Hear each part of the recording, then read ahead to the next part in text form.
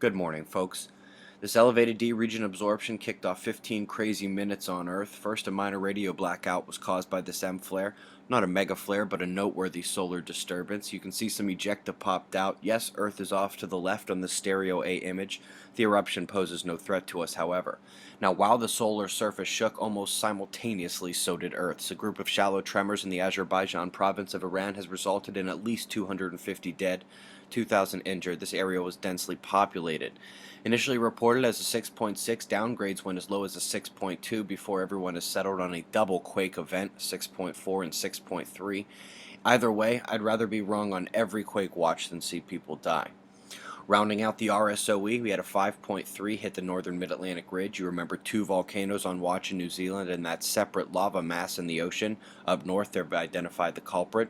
Moderate tremor struck Italy this morning. I can't tell you enough to check Torcon every day. And an unusual event warning caused an evac at the Watts Bar nuke plant. Thought I would share this with you. Imagine if 20 Atlantas and 10 Miamis looked like this. Welcome to China, and it's going to get worse. Western Hemisphere isn't out of the woods either, as you heard yesterday. Next week will be big for the tropics. You can see Africa's west coast just flinging one after another of these things towards the Caribbean, and this high-pressure system in the Atlantic can do nothing but guide them straight into this area. That system's been there for a while. And how about that? Another gamma burst. More than 2 weeks since we had the last one. This one came from way up north in Ursa Major. As I mentioned before, Flare Watch kicked off early alongside those quakes. Luckily, the blast was situated away from Earth's magnetic connection on the Sun.